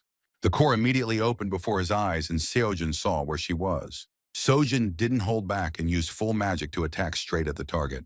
The monster didn't even have time to dodge before he felt severe pain in his body. Something also fell on the guy from above and said that he was going to die now and crush him. As soon as he got to his feet, he immediately grabbed his mouth because the liquid was simply pouring out. The girl was surprised and asked him if he was wounded, but in a moment everything changed and a strange thing jumped into the ceiling of the house. They were a little surprised and didn't know where it came from. The monster tore the floor with its fangs and climbed up to the second floor, but his fangs were so sharp and poisonous that he immediately prepared them. The girl didn't think long and used her sword. There was an unexpected explosion, after which the monster was bleeding liquid. But Seojin understood that while their inferior was buying time, the others had removed potential obstacles. But suddenly Shiola told the boy that he would do something stupid. He is not a hero from a game or a comic book. Does it matter whether a person dies or not? And does he want to feel guilty or sorry? Let him think about how he was treated in this world. And hasn't he already decided? He will do anything to escape from here. Seojin began to repeat to himself that he had to run and began to run away from the battlefield. Earlier, the girl asked the mercenary, upon arriving at a strange place, was this done by a man from the earth? The mercenary replied that he was following him when he said he wanted to train or something like that. And he'd never heard of such a skill. The girl said it was definitely tough. She personally examined the tracks everywhere and realized that it was dangerous. Seojin was running away at that moment and realized that he was a fool. The dragon did not leave him alone and still pursued him, but Seoshian dodged its attack and decided to grab hold of its tail. But the dragon's tail was faster and injured the boy's shoulder. Seoshian got angry and said that in games, rolling usually helps to avoid attacks. And he won't run away. He's already decided. Of course he's scared to death, but to run away, even if he's decided, he'll do everything possible. And even if he himself is from another world, the person who helped him, he does not want to leave him. The girl also fought with the dragon and dodged, but eventually attacked him from behind. She realized that using the magic emission and teleportation skills one after another would kill her.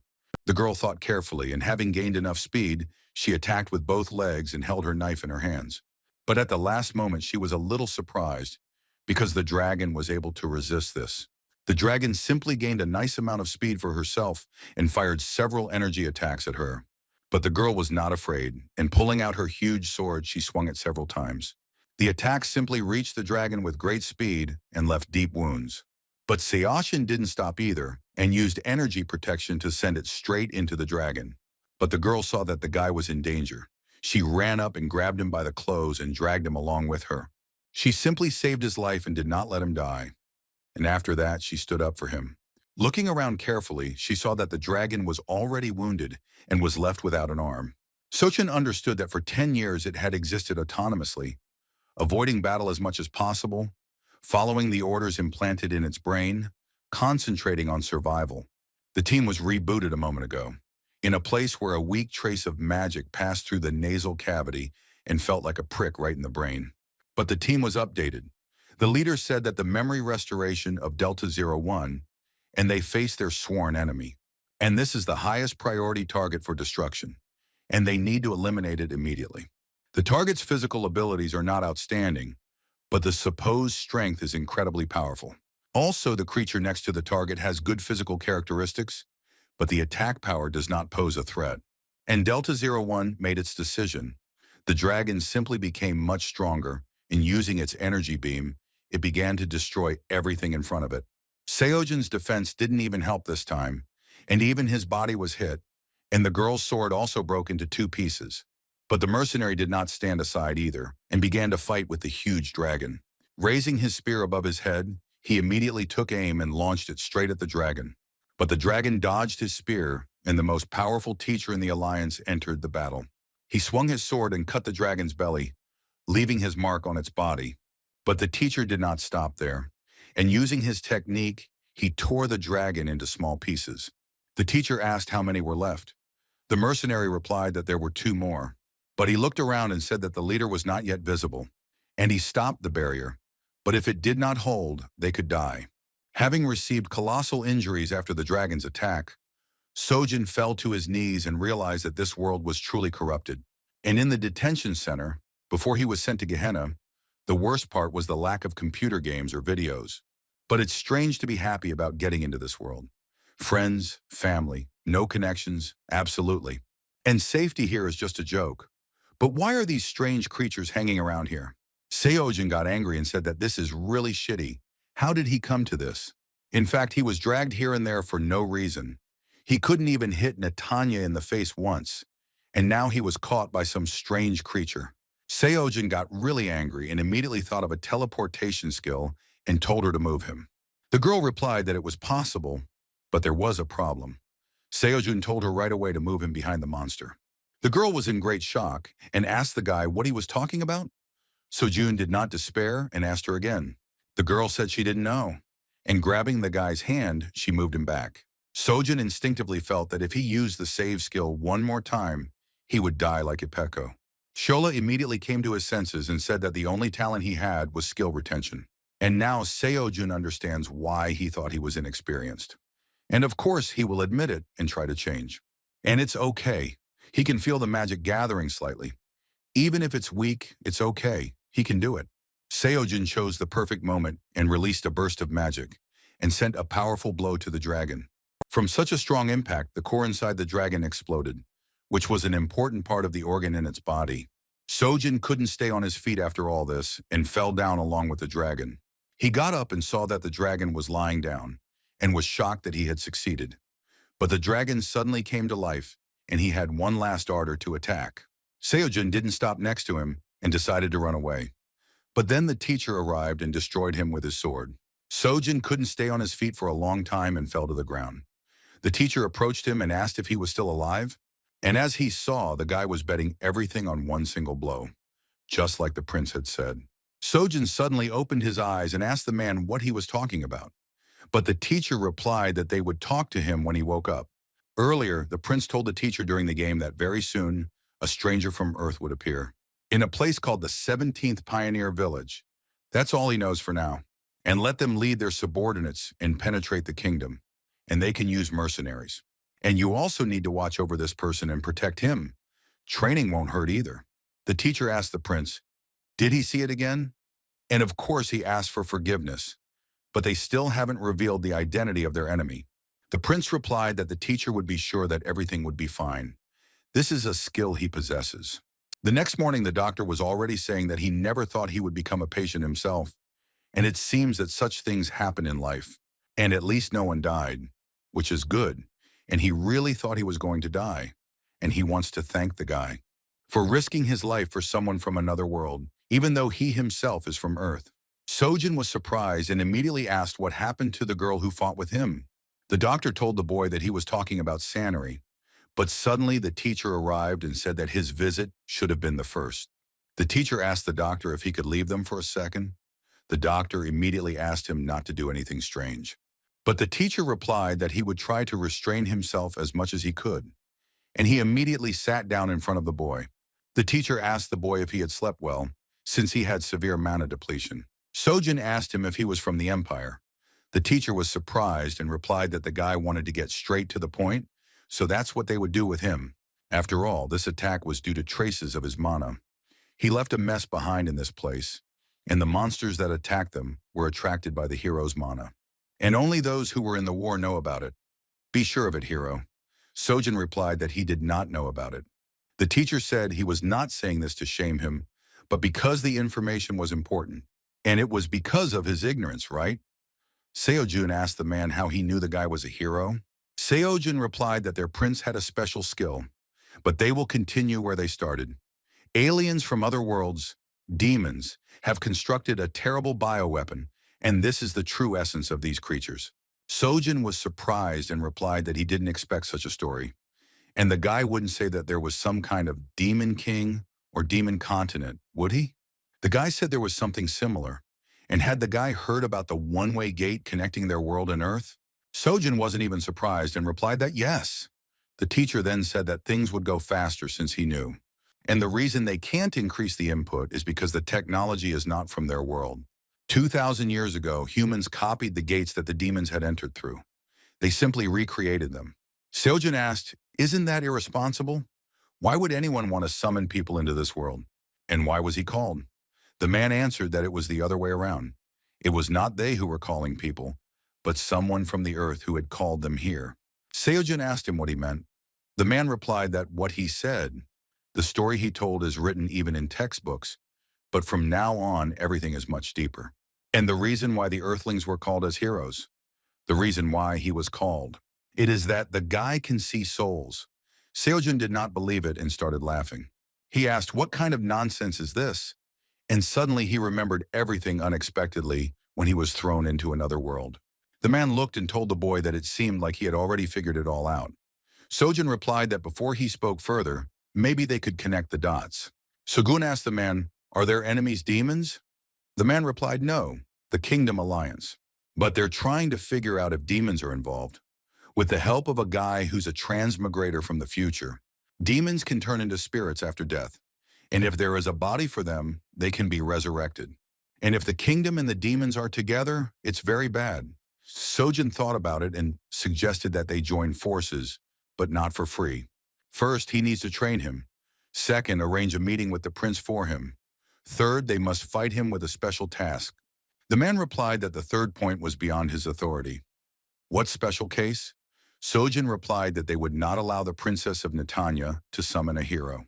Seojin consciously decided that he would prevent everything. At that moment, deep in the forest, there was a room in which a man in a suit was lying. But there was a timer hanging on his chest. And as soon as the countdown ended, Sheol immediately woke up. The guy came up to him and asked Sheol if he had a good dream.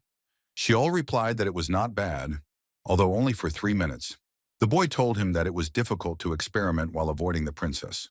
But Sheol replied that without his skill, it would have been completely impossible. But the guy said he had to use his brain to survive, right? Sheol replied that it was true. Their survival was the top priority. The next day, Seojun was ready for new training. He even liked the equipment. The guy said it was low-grade armor used by mercenaries. And that was enough for him right now. Sojin was surprised and replied that he understood. But the teacher told him not to make that disappointed face, and he would soon thank the teacher. The teacher did not spare him and told him to run 50 laps. Sojin was shocked by the task and asked, "What?" The teacher asked him what the reaction was. After all, he himself asked, and even wanted training. "Then you need to act." Sojin replied that 50 circles. That's right away. The teacher decided to think a little first and said that if he was afraid, he could die right away. Sojin immediately raised his head and looked at the teacher. The man asked, "What is he afraid of?" Sojin smiled and told the master that he shouldn't say such a thing to a Korean. Having prepared himself, the master told the student that he would follow him. Watch how he carried out the task. Sojin started running and said that he would run these 50 laps. But after running a few laps, he fell to the ground. The master said that it always happens like that at first. Sojin couldn't even move and said that he was going to die. But master told him that he hadn't even run half of the half. But suddenly the mercenary came and addressed the commander. The master turned around and asked him, "Why is he here?" The mercenary said that it looked like they would have to hide the body. But the master asked him, "How was Sonari?" The mercenary replied that she had been fitted with a mechanical arm. It would be a long time before she returned. Sojin heard them and asked them what they were saying about the girl who fought with him. And of course, he is glad that she will be able to return. The master was surprised and told the student that it seems that he still has strength, since he is chattering. But Sojin was upset immediately after such words. But the teacher told him to run to the village. Sojin obeyed the order and began to carry it out. The master continued to run after him and told him not to stop. It was still a long way to 50 laps. But Sojin replied that he had already forgotten how much he had run. But the master said that in order to add variety to the training, he would give him a special lecture. Sojin replied, "What other variety?" The master told the boy that perhaps he was thinking, why is he making him run? But this is because stamina is the most important quality in battle. Sojin replied that he understood. This is because enhancing muscles with mana requires stamina. The master said that everything is correct. Therefore, working with endurance is very important. And besides, he is one of those who put everything on one hit. Seojin immediately thought about one hit. And if you think about it, when he played games in Korea, he only used guns and revolvers with high damage per hit, and he misses those days already. But the master told him to stop whining. He needs to run until he can put everything into this punch. And despite the crude name of the power type, If it hits at the wrong moment, it can kill. Sojin asked, is there a type of technique whose strength is in the frequency of attacks, and a type that is powerful and which has an advantage in level? The master told the boy that he knew well. Where did he hear about it? Sojin replied that it was from a woman he would like to hit if he met her again. But the master said that in any case, his mana level is slightly higher than usual, and he has a lot to learn, and it's a long way to go before he's sufficiently trained. Sojin listened to the instructions and replied that he understood. But do they need to talk about it right now? The boy asked. The master replied that it was obvious that the guy would be running until sunset, so he was explaining it to him now. But one of the heroes said during the search that it was deadly boring here, and the fact that they are in different time zones means that even if they track his mana flows, he may end up in a different place. And of course, they wouldn't miss this moment, right? But suddenly the guy stopped the car and said that they knew about it, and they had already arrived. The guy came out and said that he seemed to be seasick and his butt already hurt, and asked if his name was Kim Sojin, and we need to catch him quickly and head home. That same evening, Sojin had already begun training with the sword under the guidance of his new teacher. But the teacher also participated in this training and sparred with his student, repelling his attack. But Sojin didn't like it and used his mana to attack again and stronger. The teacher looked and said that he thought it was a stretch, but passed. But Sojin replied that he could barely keep up with the teacher. But after that, Sojin decided to discuss with the others what to do next, and there was about a month left. And their main goal is to disrupt the Call of Heroes that Princess Netanya has planned. In exactly 1 month, once the ritual begins, they will infiltrate the palace, stop her, and if they succeed, they will destroy the summoning magic once and for all, so that no one else can use it. And for this, they need additional people. 4 people are clearly not enough. The mercenary replied that despite the fact that the commander had repeatedly asked the prince for reinforcements, he had replied that it was impossible. And we'll have to figure it out ourselves. Wasn't that what all those grueling workouts were for? Sojin asked them what they were talking about. In that case, they were just being sent to slaughter. Does their prince even realize what he's doing? They're on the same side, aren't they? And he's grateful for the help, but this is too much. And besides, why are they hiding the most important information from him? The master answered, because it doesn't matter now. Sojin started to get indignant and asked, how much longer can we drag it out?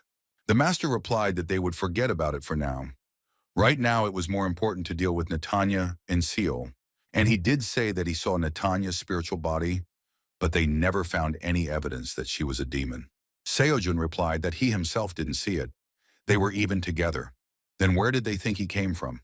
The mercenary replied that according to the investigation, her biography was absolutely clean. And Master said that for 20 years, she has been holding herself up like a member of the royal family without a flaw. The demons simply don't have that kind of power now. Most of them, 95% to be exact, died 11 years ago during the war. Unless she is some legendary figure from the past, Netanya cannot be a demon. Besides, he said that before the airship exploded, she used teleportation.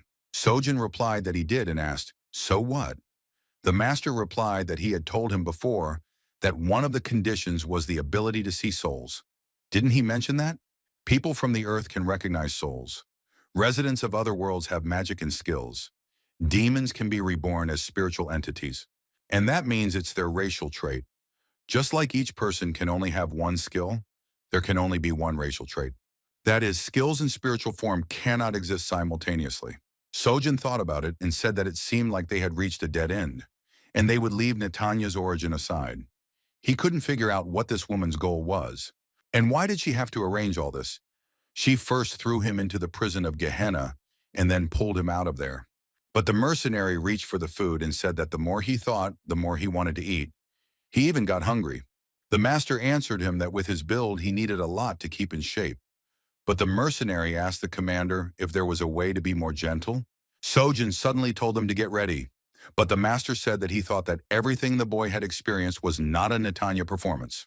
This is actually a typical problem that occurs when there are 2 heads on a team. And he's talking about soul. This guy just thinks differently than Netanya. And whatever he plans, it's going to be terrible. And he needs to be careful. From what he says, this man is unpredictable. No one knows what he can do. In the evening, Sojin went out into the yard and saw the girl training. Sanari felt his presence and asked, Is the meeting over yet? Seojun asked her if she had gotten used to the prosthesis yet. Sonari replied that she had gotten used to it more or less. And they say technology has advanced greatly in the last 2 wars, especially those related to magical instruments. She heard that some people even replaced their eyes with high-precision implants. Seojun asked her why she didn't cover her hand with artificial skin. Sonari asked him why. The metal arm looked cool. Seojun replied that he agreed with her. And suddenly sitting down, Sonari said that the commander asked her to thank him. Seojun asked, for what? After all, he hadn't done anything special. Sonari asked the boy if he remembered when they encountered the monster. They said he fought bravely and did not try to run away. Both she and the captain are from Earth, which means that they, the outsiders and heroes, are not particularly welcome here. Seojin said that it was the same case with Gat. Even a person with hair and eye color similar to hers hated him. Sonari replied that many inhabitants of other worlds suffered because of Earthlings. This is a completely natural reaction. But after she sided with the prince, her thoughts changed a little. And did her words really ask him? Seojin replied that yes, and she spoke as if the victims were only those from other worlds. Conflicts and chaos between earthly people and inhabitants of other worlds are all due to their position and experience. They all have different points of view. It is better to be an ally of the prince. He will save the earthlings too. Seojin saw that the prince seemed to be idolized. Netanya, Seol, and the prince didn't care that they had planned it that way. He just wants to get out of this world, and if someone tries to interfere, he will kill them. But after all this, they decided to go on strike and asked Queen Netanya to immediately stop calling up heroes. Let her immediately stop all her plans, and they are all against her call. Sonari saw these stupid people and asked, are they serious? A month ago, Namanik and Seojun were sitting at the table, and the guy opened a soda to drink a little. The mercenary didn't like this, and slamming his fists on the table, he asked the guy if he was the only one drinking. Let him pour him some too. But Sojin was greedy and started pouring everything into his stomach. The mercenary said that this guy is really crazy.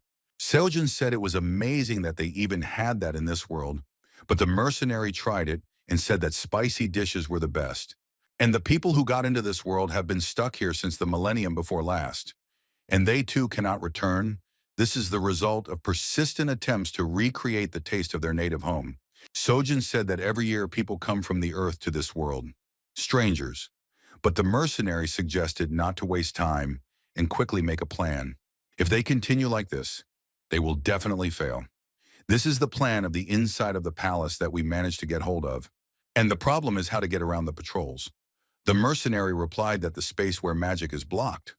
The field surrounds the central passage in the form of a ring. A magic blocking field completely isolates this space from the outside world, making it impossible to penetrate or select via teleportation. And the only way is to enter it on your own 2 feet. And it looks like magic will be possible inside the central hall. But Sojin thought about it, because in the field there was the same thing he saw in Gehenna. The mercenary said that seriously, it was impossible. And even with his abilities, they are too few people. Sojin asked the mercenary to tell him more about the outsiders. The mercenary asked if there was a reason for this. Sojin replied that he thought he might have a good idea. The mercenary said that if that was the case, then overall, they did not have a very good position in society. Their status is unclear, and they are often viewed with prejudice or disdain. The country is considered to be quite peaceful. So many outsiders have come here. In some countries, they are even kept in special zones, as if they were camps. That is why outsiders, unhappy with this situation, organize mass protests. Seojin started looking for a way to get to the border, and when he found it, he said that he wasn't sure, but they'd try to use this. They decided to also go on strike to get to their plan. The guards saw them and started shouting that they were running straight at them. But Seojin used his powers and broke through the guards. But one of them saw him and immediately decided to stop him. But Sojin turned around and started to defend himself, and the guard didn't stop and continued to attack. Suddenly, Sojin saw that his stick was shattered, and he realized that here is the border and immediately dodged and started to run away. The guard asked the guy if he was running away again and shouted after him that he was just a coward. Seojin got there and said that it was starting to piss him off, and seeing the guy in front of him, he asked who he was. And can he even see him with that fringe? The guy replied that he thought he could see him pretty clearly. Seojin said it was even impressive. But the guy looked at it and called him cool, and he started to demonstrate his attacks. But Sojin thought it was strange and asked him who he was. But the guy said that Sojin had fooled the police. And using the check, he said that his skills were unfinished, but his movements were not bad. But the final moment was a bit disappointing. And if he can't hit, at least let him try to stab. Or is he afraid of getting hurt? Seojin replied that attacking a police officer is a crime. Does the stranger know? And isn't that too naive? The stranger started laughing and replied that it was a good point and he was right. An attack on a police officer. And apparently he had made a mistake in his conclusions. And the guy doesn't think that this world is wrong. Sojin understood that school, work, time with family, they are earthlings. They find themselves in this alien world. They leave their old life behind and can't go back to it. Unless he's one of those people who just quietly continues to live. What if they have a family to support who will feed them? The stranger said that most strangers cannot return home and simply continue to live, accepting this reality.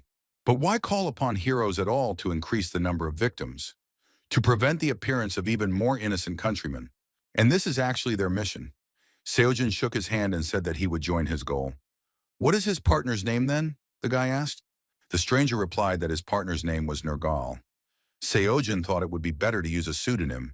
He decided to introduce himself as Jun So Kim.